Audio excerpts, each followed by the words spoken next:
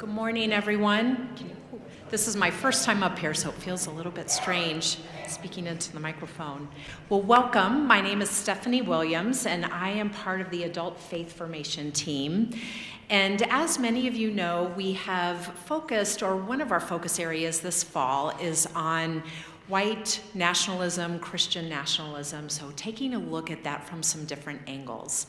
And with tomorrow being Indigenous Peoples Day, or otherwise known as Columbus Day, we thought it would be a good time to step back and take a look at some of the history of the U.S. and how white supremacy has been a part of our story through history. So I'd like to welcome our guest speaker today, Reverend Dr. Eric Smith. He is an associate professor of early Christian texts and traditions at Iliff School of Theology. He's the author of a number of books, articles, and chapters about the New Testament and early Christianity. And he writes a weekly lectionary blog on Substack. So please join me in welcoming Eric Smith.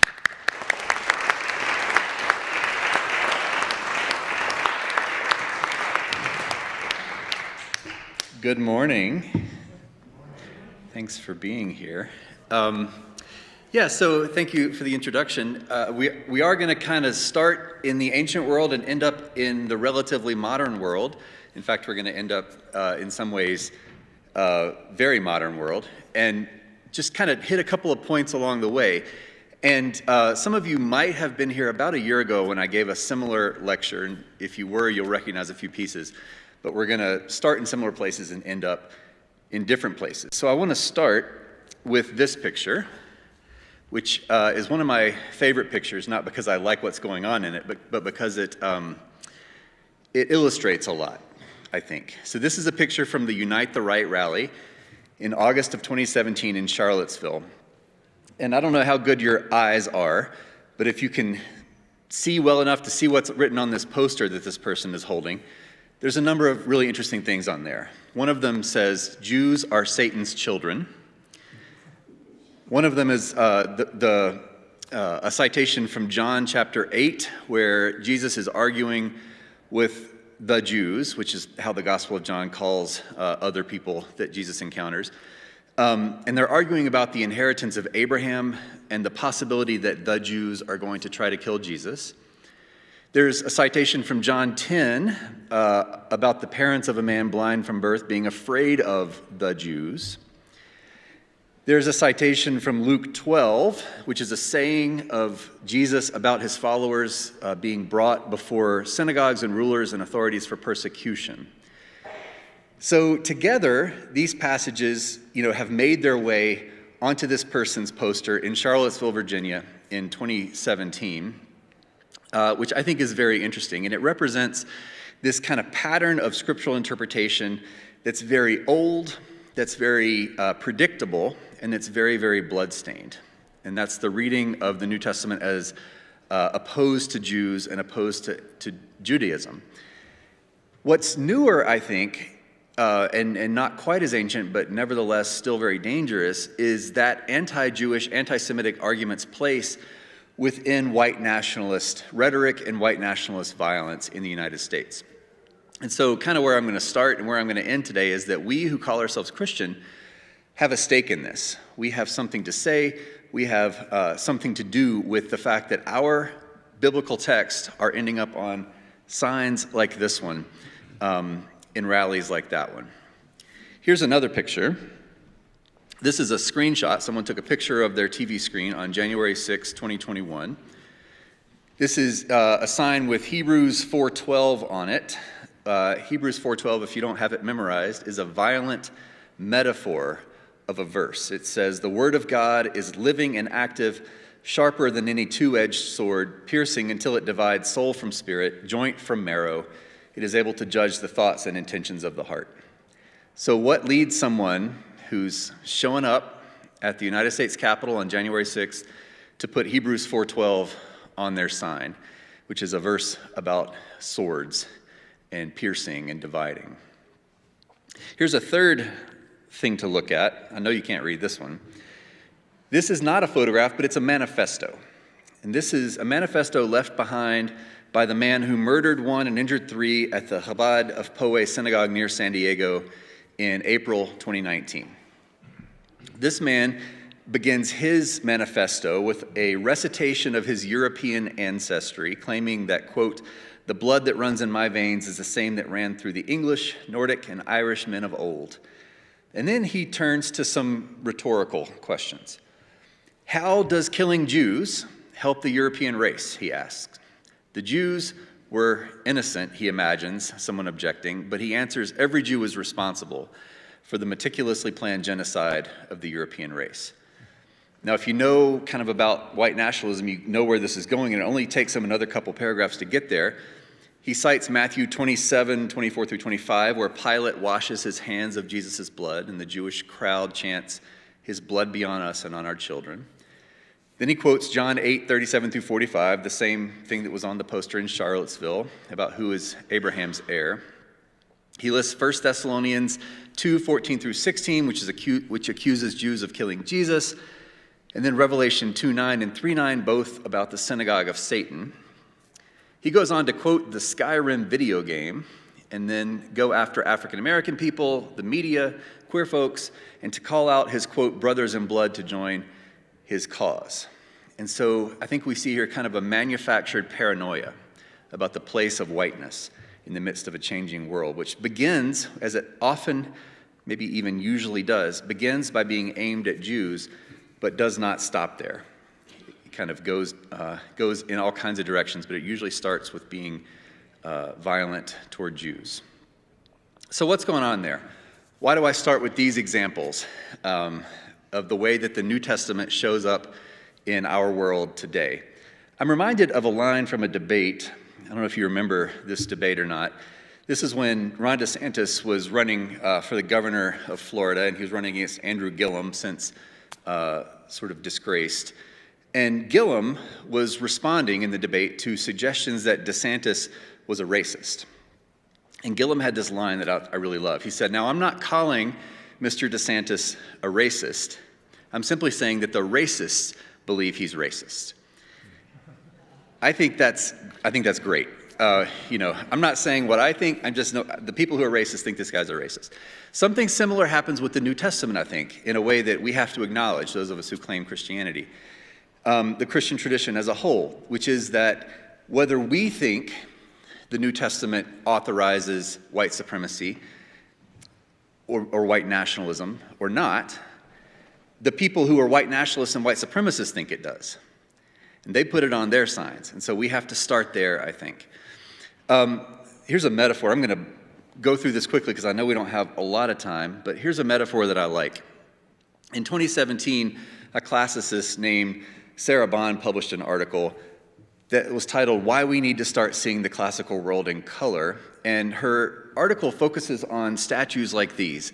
You've probably seen these before in museums. They're very beautiful. And she points out that these statues from the ancient world, Greek and Roman statuary, helps impart to us kind of an ideal of beauty, right? It helps us to think about what we think is beautiful, what we value. And it actually gets co-opted, these statues get co-opted by white supremacists as a way to say, look, here's the standard of beauty, the ideal of beauty that we all agree with look at the whiteness that's embedded in this. Like, it's not subtle, right?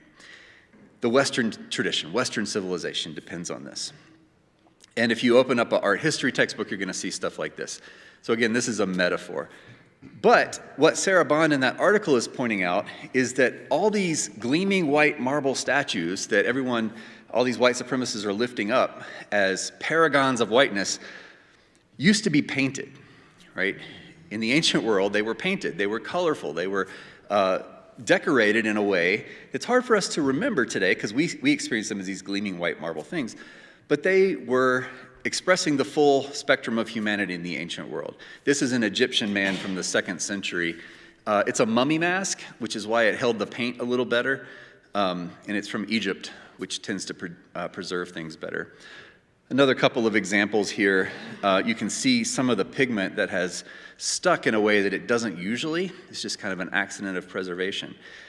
So the metaphor here, or the analogy, is that in the same way these statues come to stand in for an ideal of whiteness, if you don't know the history, the Bible does the same thing. The New Testament becomes a way to stand in for an ideal of whiteness, really only if you're ignorant of the history. But that doesn't mean people don't do it.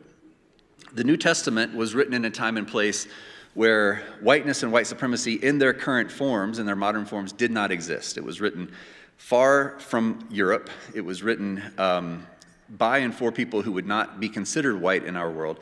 But somehow it has been claimed, right, by white supremacists as their own in our world.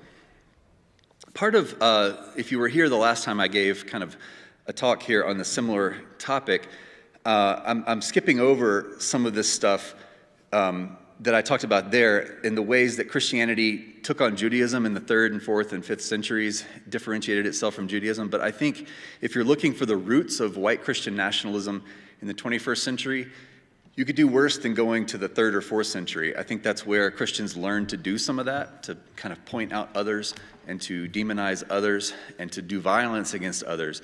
And it became kind of a habit in Christianity that we still haven't shaken today. And you can see, the way that it shows up in these very contemporary examples.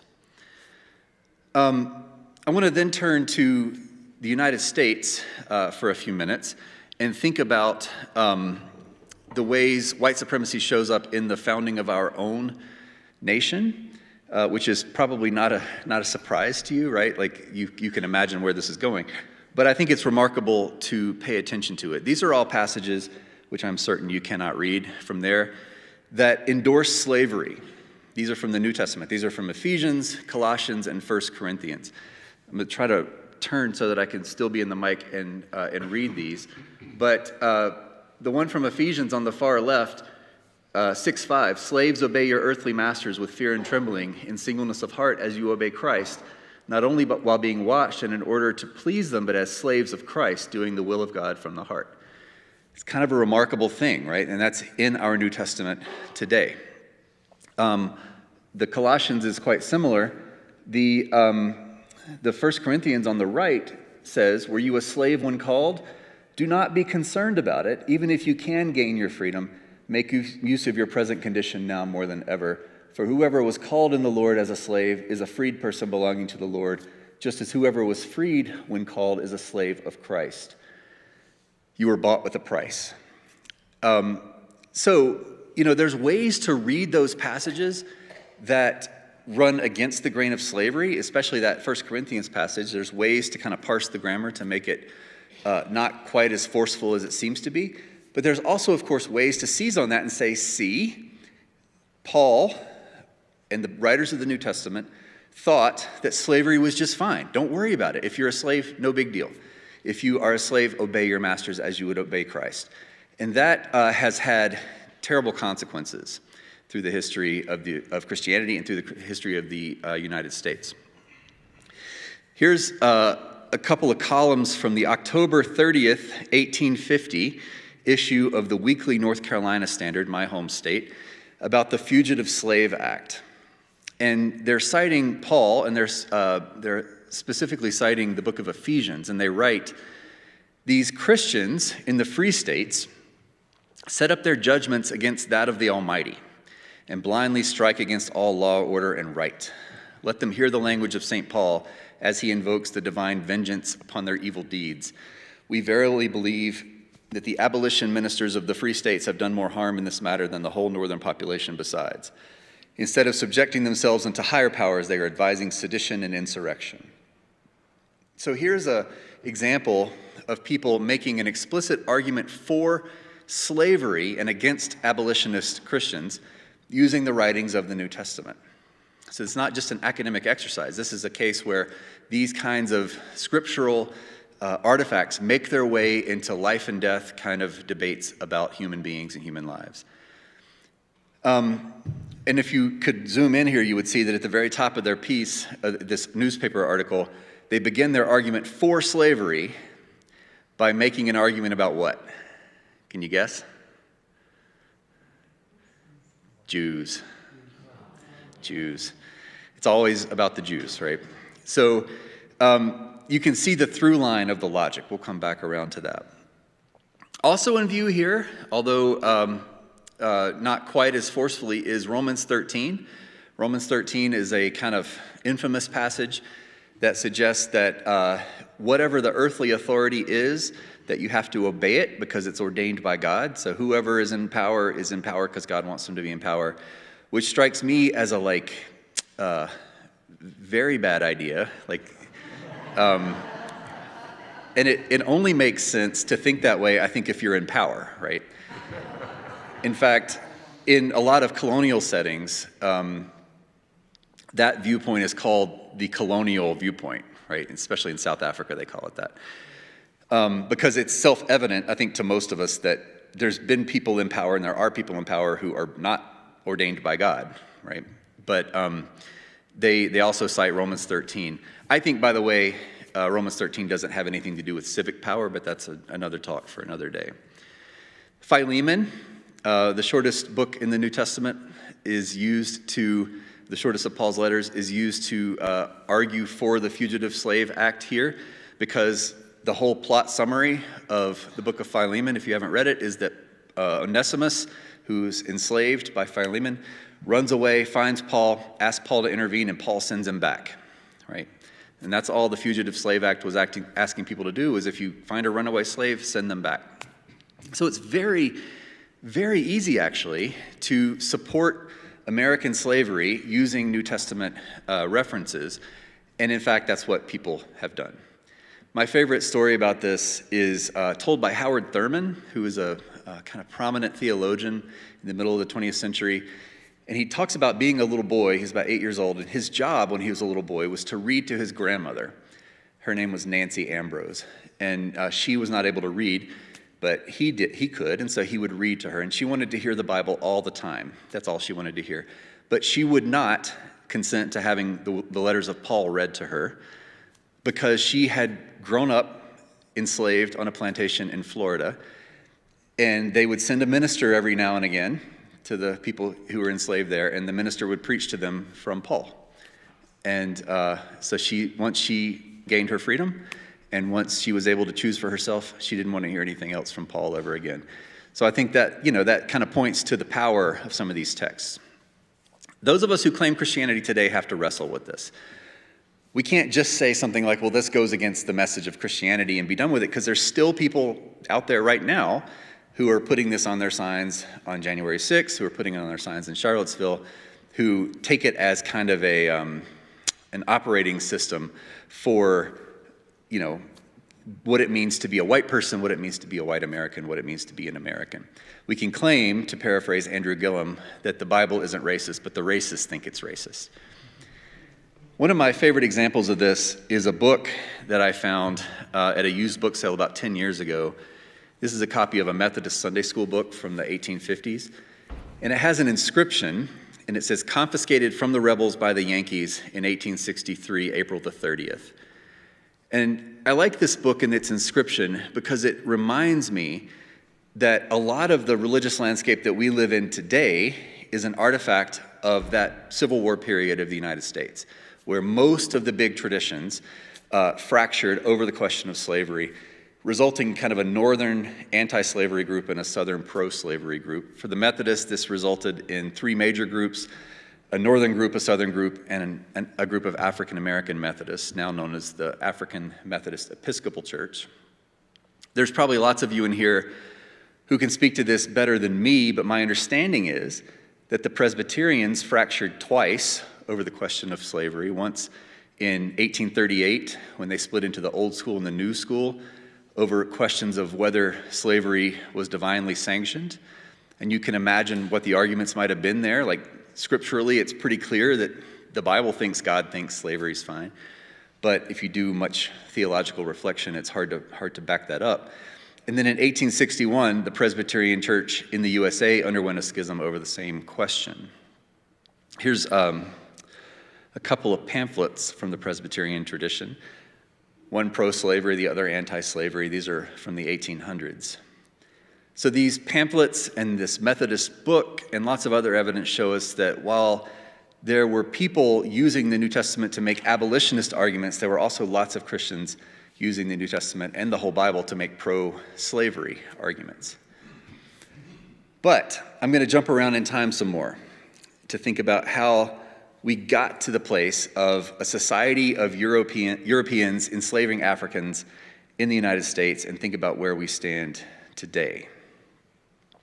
So in 1452, Pope Nicholas V, and that's this guy, issued a papal bull called Dum Diversas, also known as the Doctrine of Discovery. And this papal bull was ratified and it was reaffirmed by several other popes, including 4 years later, with a papal bull titled Inter Caetera by Pope Calixtus III.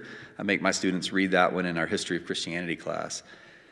The basic message of these documents is this, that European Christian powers could feel free to explore, to conquer, and to divvy up the world. And in fact, they should do that. They were kind of obligated to do that. And the people they encountered along the way should be reduced to servitude. So if we add in a quote from here, translated into English, we grant you, by these present documents, with our apostolic authority, full and free permission to invade, search out, capture, and subjugate the Saracens, that is Muslims, and pagans, and any other unbelievers and enemies of Christ, wherever they may be, as well as their kingdoms, duchies, counties, principalities, and other property, and to reduce their persons into perpetual servitude. So, notice how deeply embedded the notion of servitude is here. This is something I think that is underappreciated about Christianity. If you think about the theological vocabulary, going back to the New Testament, the theological vocabulary of Christianity, you have words like Lord, which is the same word in Greek as a master of a slave. It's the same exact word. Or a head of a household, which includes slaves in the household. So that language gets adopted as a theological way to refer to Jesus early on, and I don't think that's a neutral thing. Likewise, people like Paul are always talking about themselves as servants. If you read like the NRSV, it'll say servant, but that's not really what the Greek says. In the Greek, it means slaves, and they think that, probably rightly so, we don't want to hear the liturgist read about slaves on Sunday morning, so they put it in there as servants. But in the ancient world, most of the time, there weren't servants like you might imagine, like Downton Abbey, like downstairs. That's not what was going on. It was slaves, right? And so the theological language of Christianity adopts this power structure, and it authorizes it in certain kinds of ways. There's a great New Testament scholar, Elizabeth Schussler-Fiorenza, who coined a term kyriarchy to describe this, which comes from that Greek word for lord or master, to just point to the ways kyriarchy shows up, like the power shows up in the ways Christianity talks about the world, the way it talks about the divine, the way it talks about faithfulness. You know, being a servant is somehow what it means to be faithful.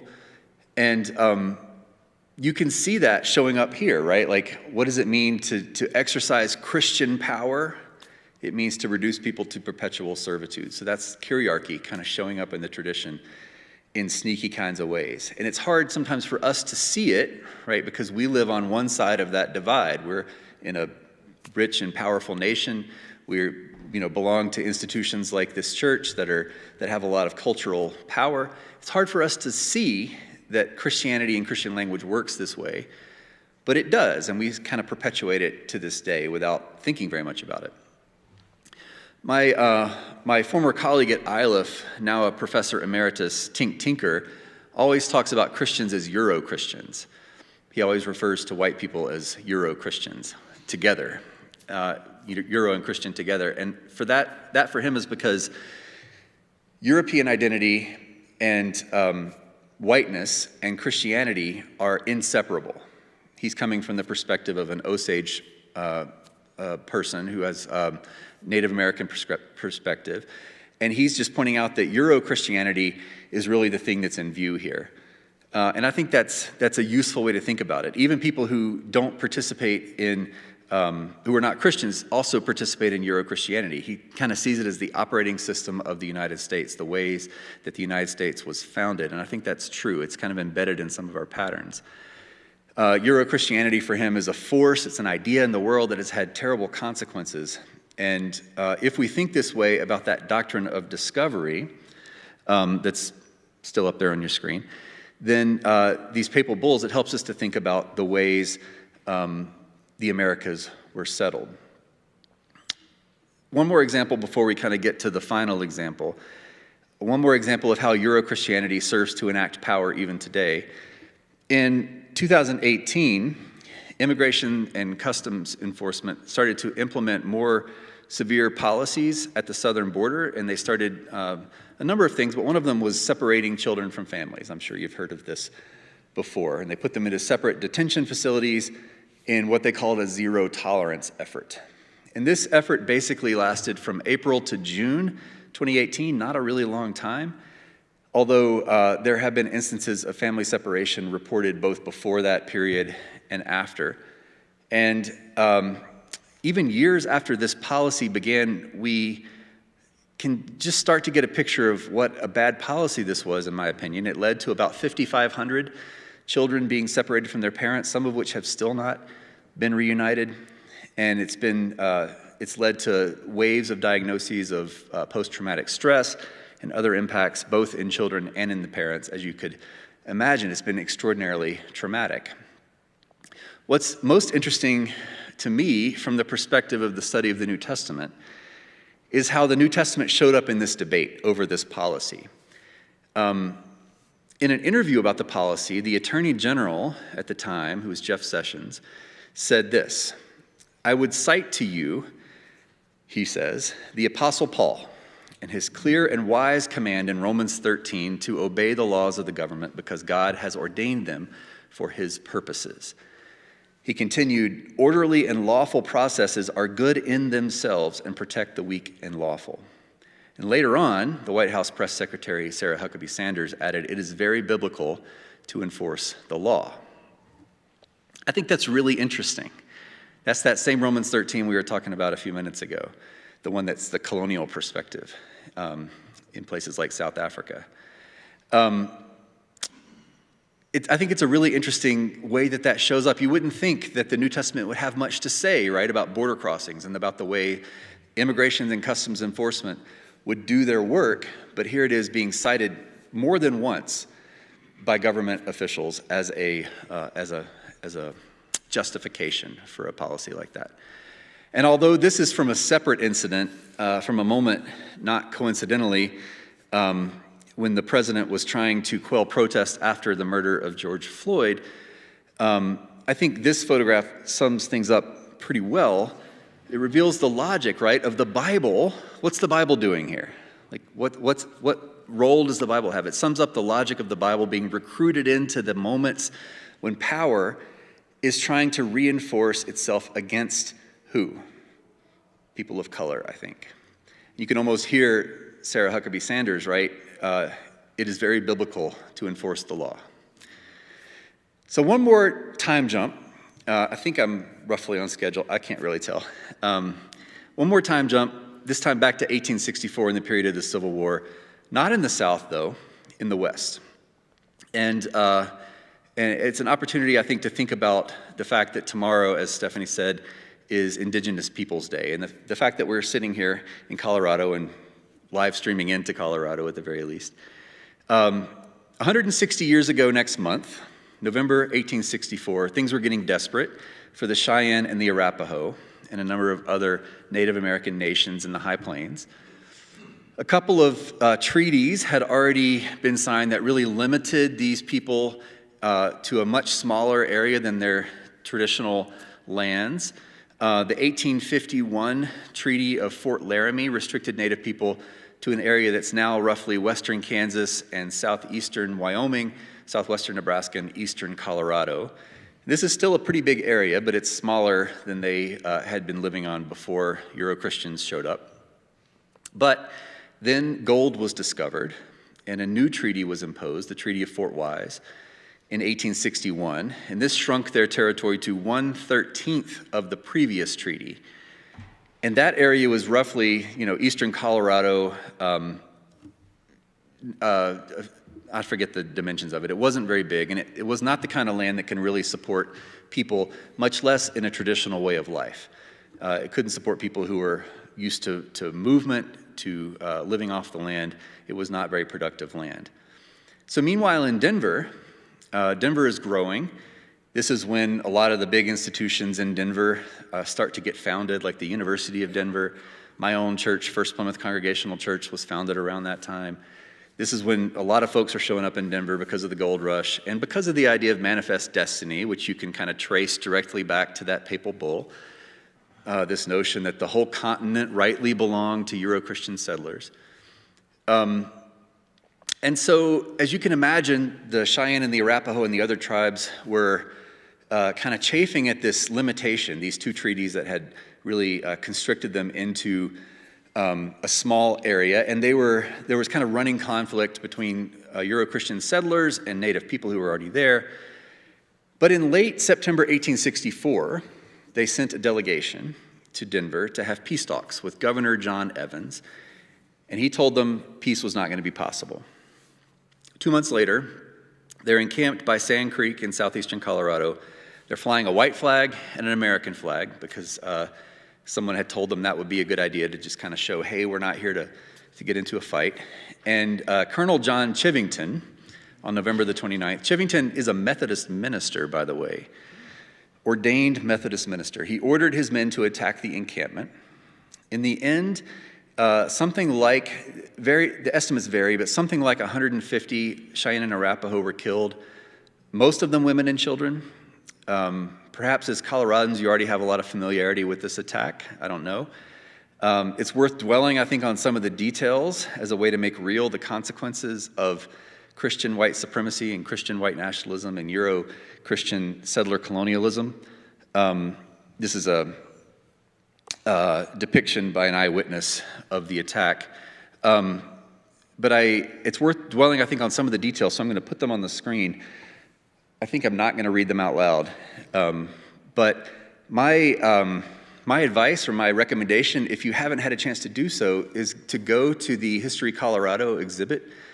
There's a wonderful exhibit there that'll have a lot of these things that are on the screen right now and a lot of other kind of primary source documents that'll explain the events of that day that'll help you get a full sense of things. And even if you have been, it's worth going back, I think.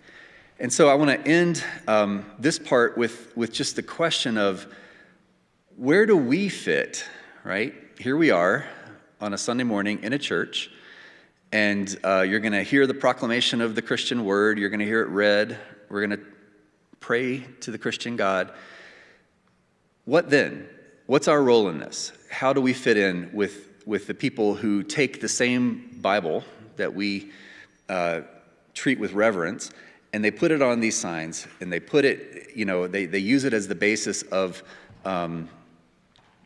what I would call hateful worldviews that enact actually real-world violence, not only historical violence, but violence in the world today, like in San Diego, where they, murdered people at a synagogue. What do we do with it? Where do we go with it? What's our role? What's our responsibility as Christians in the 21st century who inherit, whether we want to or not, this very old tradition, very old and blood-stained tradition of interpreting Scripture this way? So I'm going to stop there, and I think we have time for some conversation.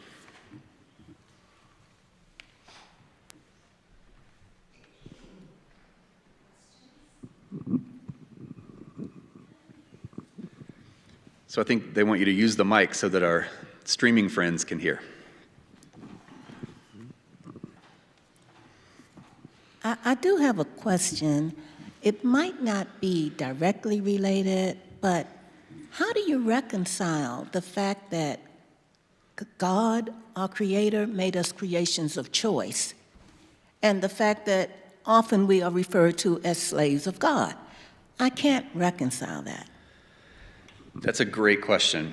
What do we do with the fact that faithfulness in the Bible is often cast that way, right? That our rightful relationship to God ought to be as slaves of God. Paul calls himself a slave of God. Jesus often in his teachings, his parables are about faithful slaves, right? And with the implication that that's what we're supposed to be. It's what we're supposed to aspire to.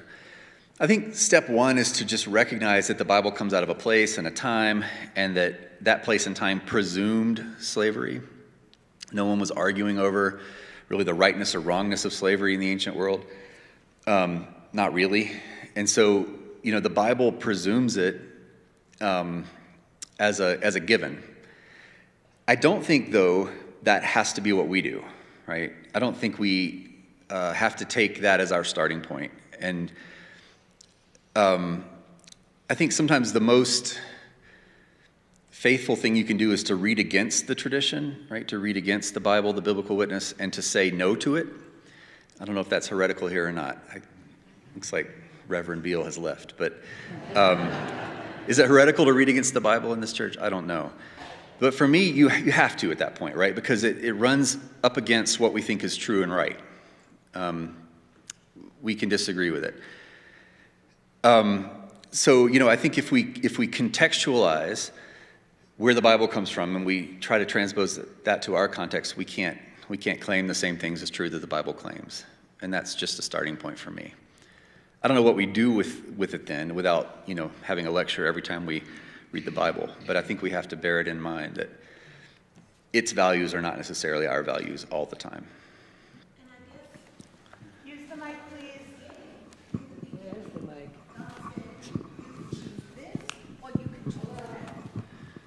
Yeah. And So I if you guess could repeat that one more time. Yeah, in the garden, there were 2 trees. Yeah. That's where the concept of choice comes. Yeah. And I just don't see how I can interpret the concept of slavery with the nature of God in any way, form, or fashion when we were originally designed to have and make choice.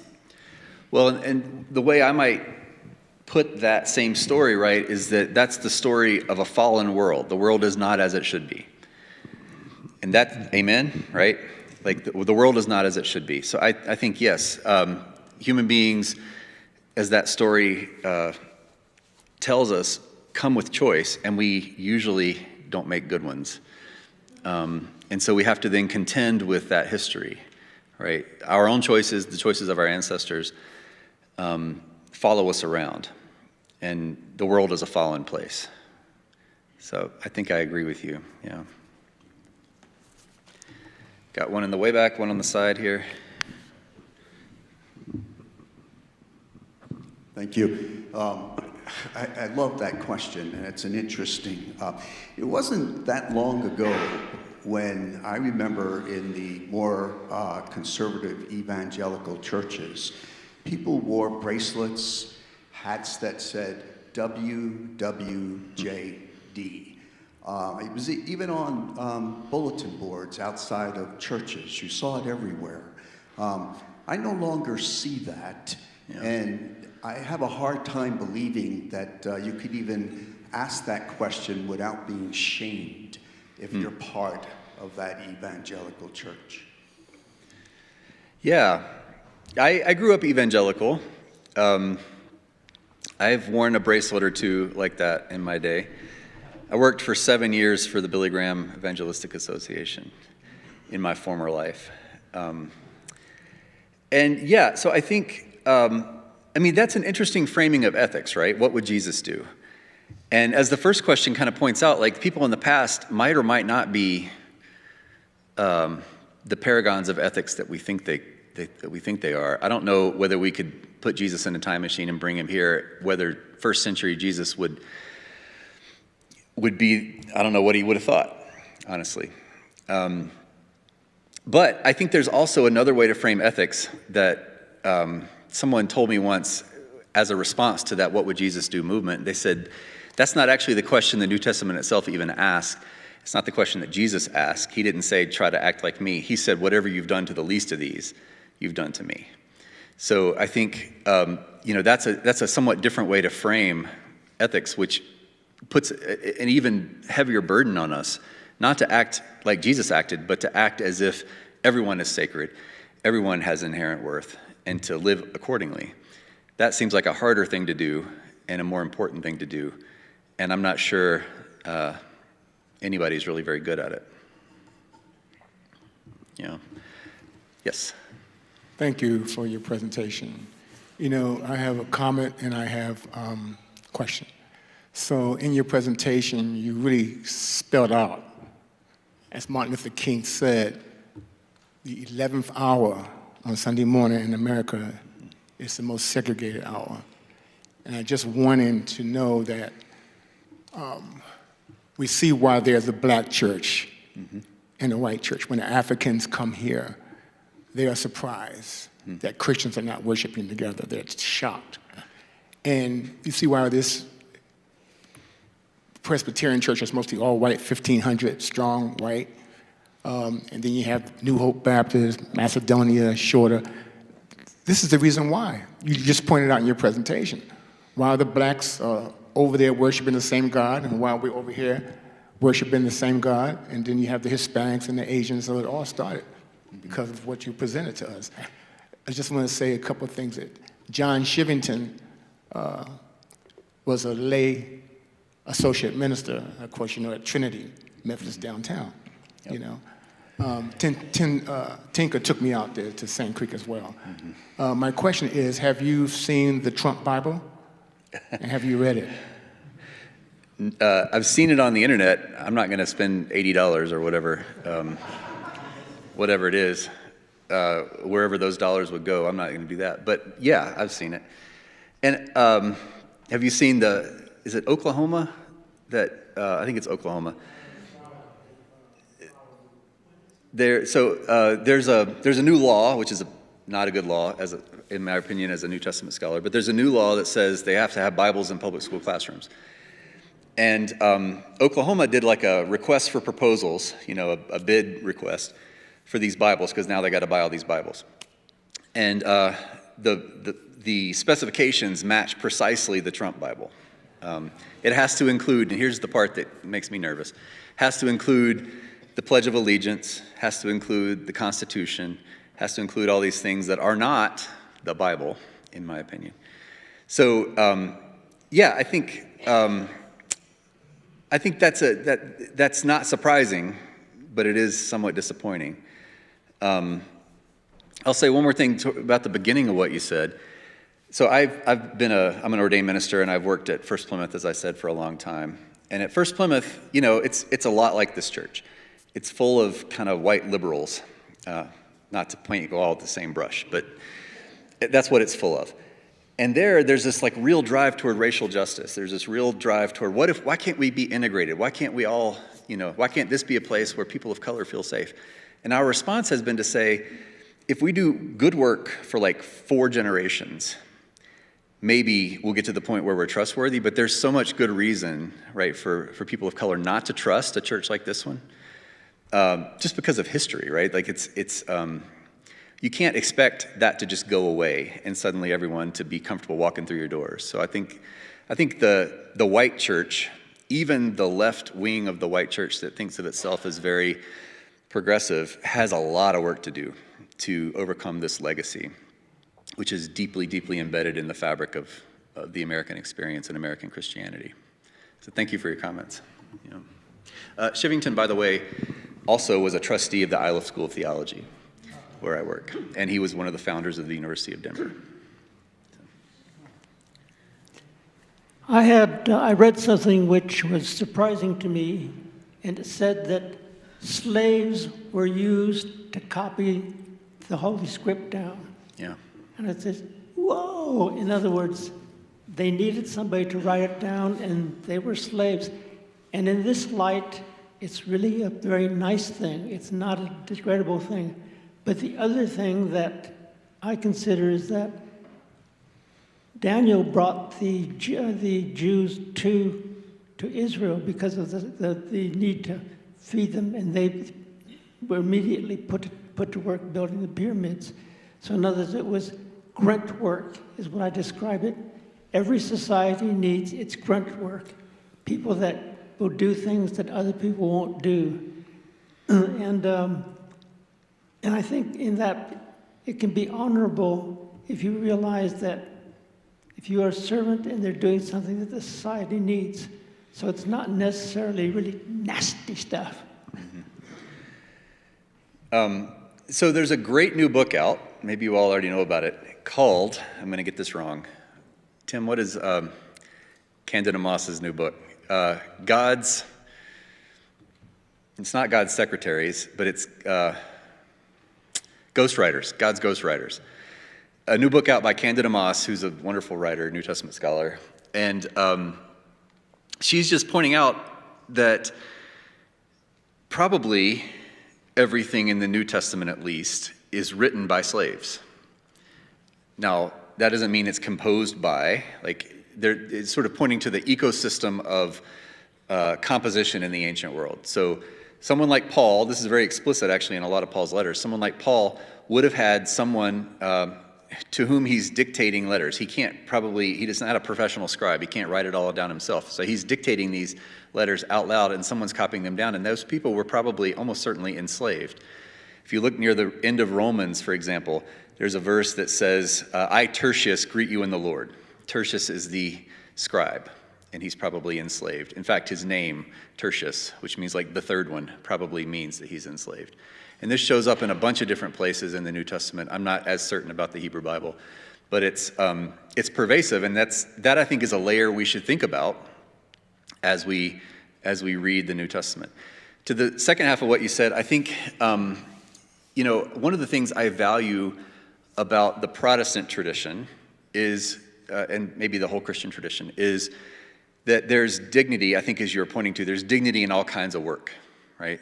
That we ought to be, people who do good work should be proud of it. The difference, I think, is that that dignity is robbed by systems of exploitation that show up everywhere and include things like slavery. So I think, every society needs manual labor, grunt work, dirty work, and we should not rely on exploitation to make those things happen any more than the ancient world should have. I don't know what time it is on our schedule. One more question?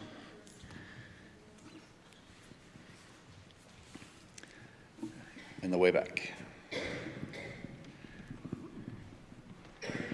My name is John Marvin Weems. My first name comes from a slave. My family, I found out, owned John. I got the property statement from Macon County, Georgia. Sure enough, John was listed there. Worked out pretty good for me. It didn't bother me that I am named after a slave. It turns out that I'm looking at this purely and simply through the concept of slavery being an opportunity to have a relationship with my Lord. In other words, I'm here not because I was a slave. I'm here because I am free, and I'm free to worship God. And this is the relationship that I see, and it doesn't bother me that I was named for a slave. We freed the slaves. That was right. But we do have to have a relationship with God, which is like a slave. I'll do whatever you want.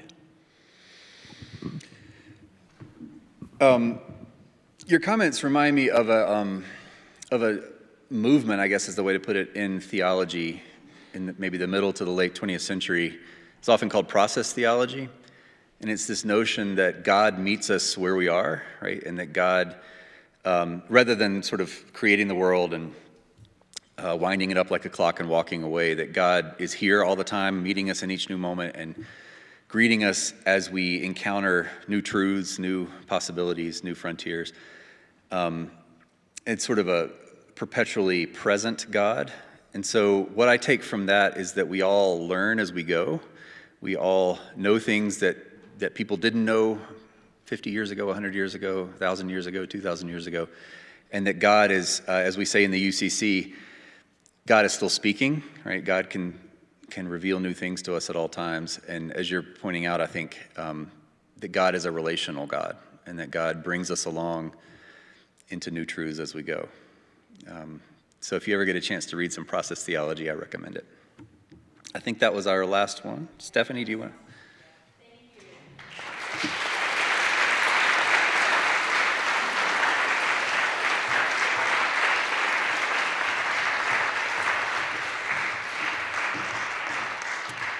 Thank you, Eric. We really appreciate you taking the time this Sunday morning to be here with us and to share your thoughts and your wisdom. The more we go through these conversations over the time I have been here at this church, I just continue to realize that this is an onion that just can continually be peeled. There's more and more to learn. Just some notes about what's coming up next. So next week, we will have someone from the League of Women Voters to share with us some of the ballots, or all of the, what are they called? The ballot issues that we will all be voting on this fall. So please join us for that to learn a little bit more about those issues and how to think about them.